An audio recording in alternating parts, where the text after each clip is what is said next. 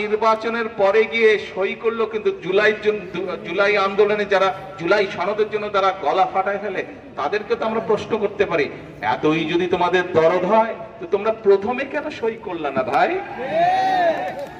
প্রিয় ভাই বোনেরা, একটু আগে বলেছি, আবারও পরিষ্কার বলছি, বিএনপি ইনশাআল্লাহ যেই জুলাই সনদে সকল রাজনৈতিক দল সই করেছে, বিএনপি যেই জুলাই সনদে সই করেছে, যেই জুলাই সনদ সংসদের দক্ষিণ প্লাজায় অনুষ্ঠিত হয়েছিল, অনুষ্ঠান করে যেই জুলাই সনদে সকল রাজনৈতিক দল সই করেছে, সেই জুলাই সনদে ইনশাআল্লাহ বিএনপি বাস্তবায়ন করবে, এর কোনো নড়চড় হবে না।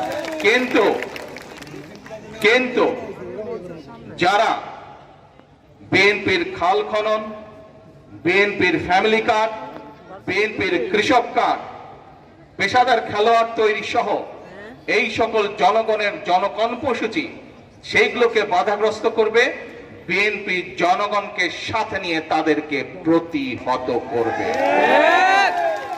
কাজে আসুন, আজকে আমাদেরকে সজাগ থাকতে হবে, আজকে আমাদেরকে সতর্ক থাকতে হবে। কারা স্বৈরাচারের ভূত কাদের উপরে আবার ধীরে ধীরে আসর করছে, কারা আবার দেশে অরাজকতা তৈরি করতে চাচ্ছে।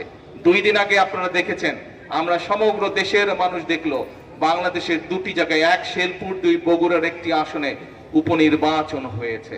হ্যাঁ, হয়তোবা অবাঞ্ছিতভাবে 2-1টি ছোটখাটো ঘটনা ঘটেছে। আমি 2 দিন আগে নির্বাচন হওয়ার পরে বাংলাদেশের সকল পত্রিকাগুলো ঘাটাঘাটি করলাম।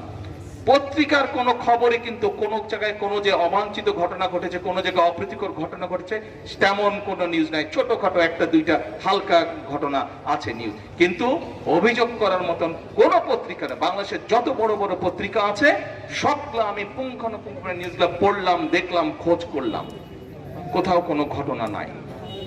যেখানে নির্বাচন, উপনির্বাচন হয়েছে, সেখানে মানুষ শান্তিতে আছে, সেখানে পরিস্থিতি ঠান্ডা। কিন্তু পরিস্থিতি গরম কোথায়? বায়তুল মোকাররমে। যেখানে ঘটনা ঘটলো সেখানে কোনো খবর নাই, পরিস্থিতি গরম হচ্ছে বায়তুল মোকাররমে। কারা পরিস্থিতি ঘোলাটে করার চেষ্টা করছে, নিশ্চয়ই সেটি আপনাদের অজানা নয়। অজানা আপনাদের? অজানা নয়।